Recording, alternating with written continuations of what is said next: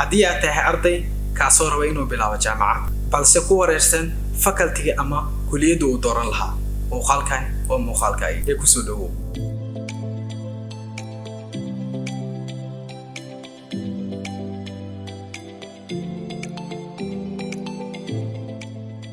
magacaygu Cabdiqaadir Awkar barnaamijkan ama muuqaalkan waxa rabaa inaan uga hadlo sidaad ku dooran lahayd faculty ama kulliyadda kugu habboon jaamacadda kaasoo aad ka guul gaari doonto markii marxaladan oo kale ardayda ay taagiyihiin oo ay ka soo gudbaan imtixaanka dawladda ardayda badanaa dhibaatada qabsata waxaa ka mid ah inuu ku wareero faculty uu doorto sida hadda arday badan ay dareemayaan faham guud ay ka haysanin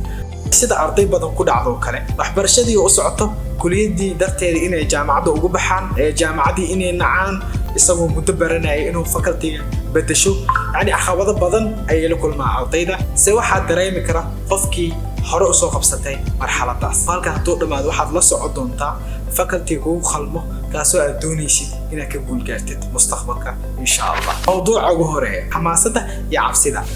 ardayga markuu ugu horeyso dhameeyo iskuulka waxaa hayso xamaasad kaasoo doonaya inuu galo jaamacad cabsida wax kale maaha waa isla jaamacadu doonaya inuu galo faculty uu rabo inuu barto ka cabsado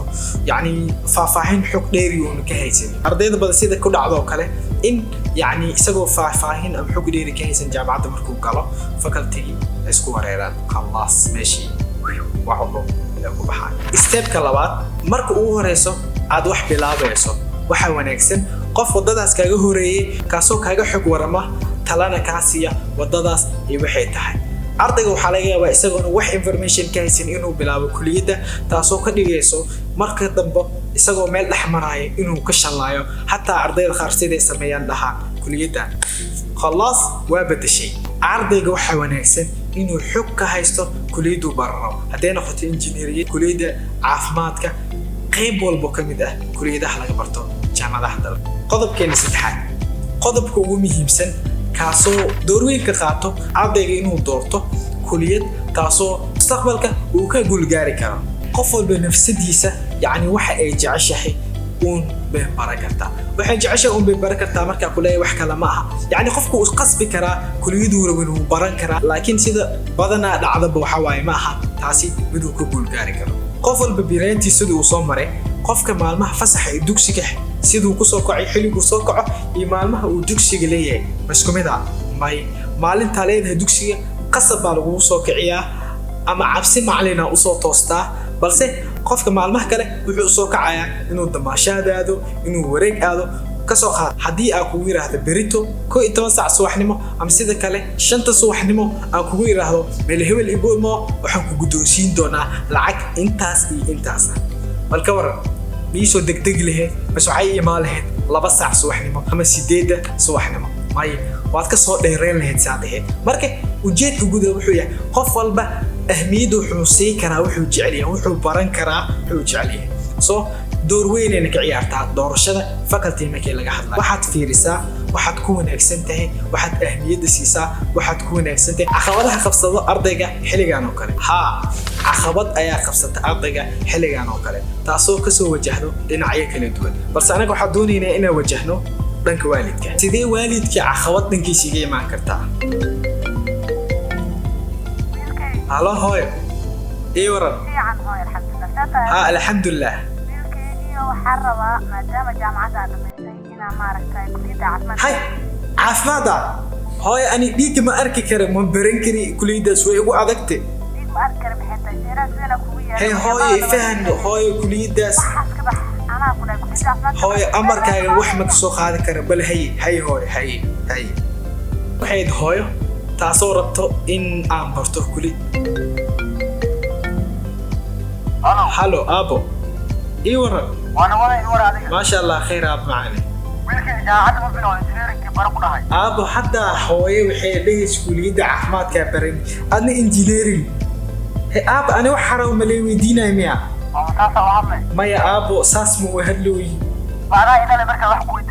أب أنا ويدي أنا وحرام أيتي من إنا نخضع. أبو حرام قيبت أيتي إنا برتو.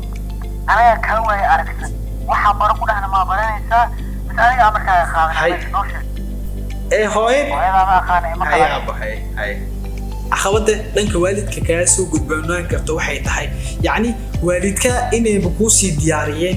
waxaad baran doontid kasoo qaado kale adiga waxaad jeceshahay rabtaa inaad baratid kulliyadda engineeringa caafimaadka ama IT-ga maamulka maareynta media doonta ha noqotee se waalidka kugu maracsano mid wuxuu doonayaa faculty gooni inaad baratid wuxuu ku leeyahay faculty hambaro waxaa laga yaabaa qasab dhanka waalidka ay yimaado dadkiisa ama dhanka qarashka inaad kulliyadda u soo gashid balse muddo markaa wadid wax guulka gaar iska daayay aad jaamacadda meeshaas ku dhaaftaa kuwa ugu roonse waxay sameeyaan inay bedeshaan kulliyadoodan khalaas se waxaa ogaataa waalidkii adigaa af Soomaaliyeysan karo adigaa shukaansan karo adigaa ka dhaadhicin karo mustaqbalkaaga waxaad rajaynaysaa inaad noqotid waxaad u sameyn kartaa mustaqbal qurux badan haddii ay waalid daawanayaan waxaan dhihi lahaa fursad u sii hooyo ama aabo ama waalid qaybiis kala duwan adeer wax walba oo ahaado fursad u sii wiilkaaga kulliyadu baranayo inuu isaga doorto صح haduunan awoodin inuu doorto oo fikirka haysin waa laga yaabaa inaad dhahdo kulliyadana kula wanaagsan waalidki gartiisa gardaridiisa gar balse waxa wanaagsanaan lahayd inaad la tashi wanaagsan la sameeyso soo mustaqbalkiisa u jideeyo sa mustaqbalka wiilkaaga adiga gacantaada ku dhisi karo adigana laga yaabaa gacantaada inuu saaxid ku noqdo si hadda waxaad qaybta commentina ku xustaa faculty-ga ama kulliyadda jeclaan lahayd inaad baratid taasoo insha Allah mustaqbalka ay ka gaari doontid guul aad iyo aad u sareysa waaniga Cabduqaadir oo kale muuqaalka xigeenta ku kulmi doono nabad iyo warsan sharaf iyo karaamo